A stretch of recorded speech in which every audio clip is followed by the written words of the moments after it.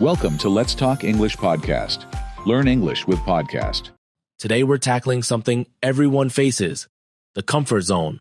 Why do you think people rarely notice when they're trapped inside one? Great question, Aaron. Comfort zones are like invisible walls we feel safe, but often don't realize we're stuck. It's only when something shakes up our routine, like a sudden challenge or a sense of restlessness, that we see how limited our world has become. That's so true. It reminds me of the idea that comfort zones are more like slow-acting traps than cozy blankets. People wait for motivation to change, but maybe, as you say, it takes a jolt to even see the boundaries. Exactly. Studies show that people often underestimate how much they can change until they're forced to. The real challenge is learning to recognize that urge for someday as a signal that it's time to act now, not later. Let's dig deeper into why we wait.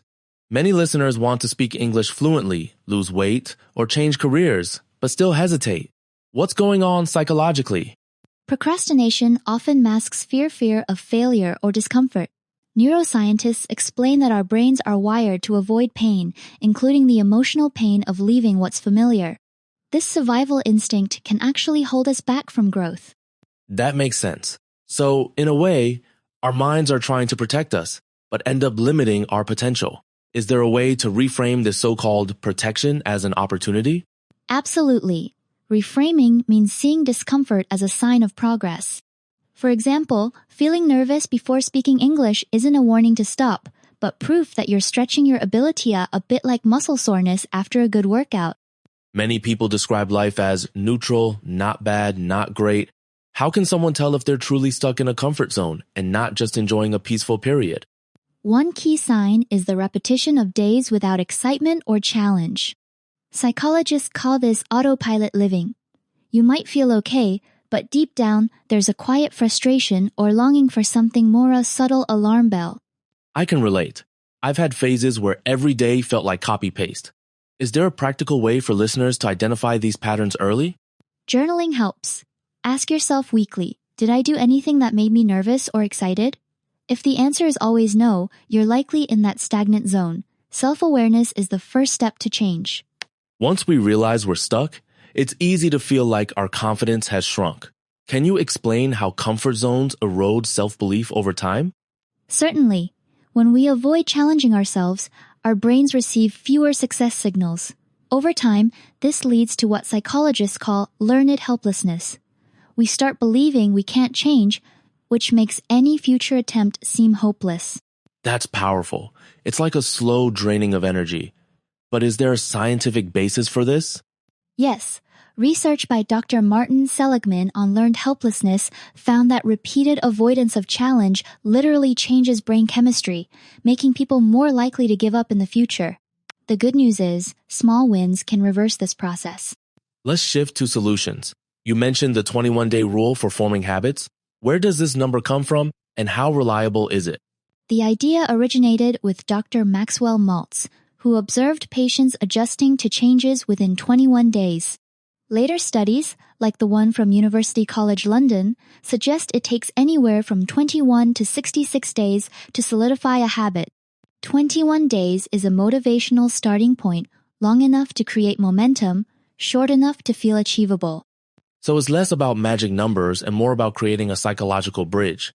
We can use 21 days as a way to trick our brains into accepting new routines. Exactly. Think of it as setting up a series of small milestones.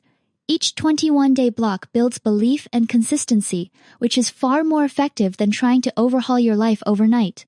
Let's get practical. What does the first 21 days actually feel like for someone trying to make a change, like practicing English daily or starting a fitness routine? The first week often feels awkward or even pointless. Habits don't feel natural yet.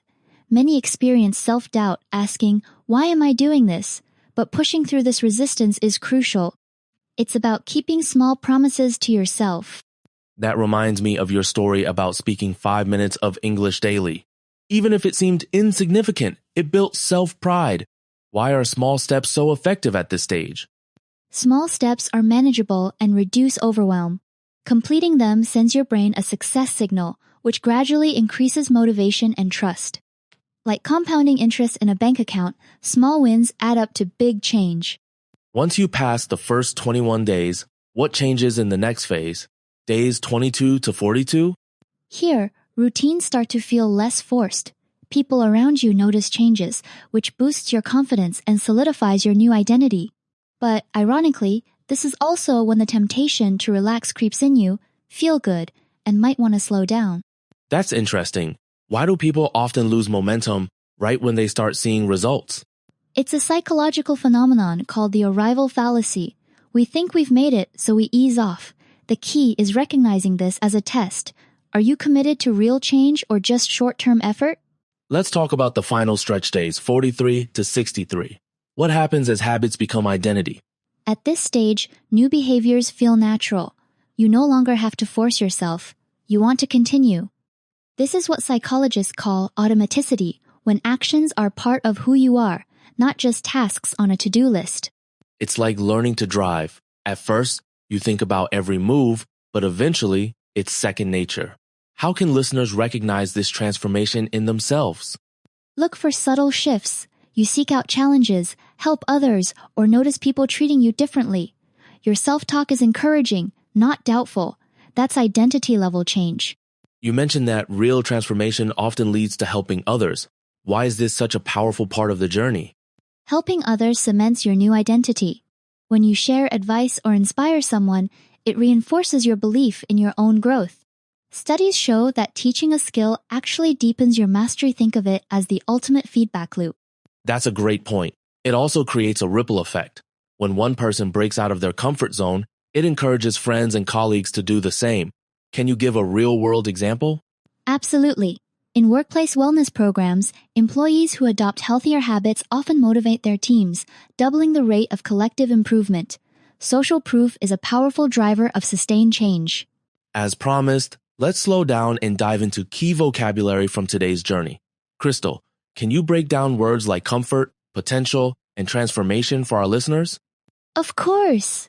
Comfort means feeling safe and at ease. Potential is your hidden talent, what you could become. Transformation is deep change, becoming a new you. Saying these words out loud can make their meaning stick emotionally. That's beautifully put. How can listeners practice these words in their daily lives to reinforce both language and mindset? Try using them in journal entries or self-talk. For example, write, "I'm stepping out of my comfort zone to reach my potential." Pairing vocabulary with action helps both English fluency and personal growth.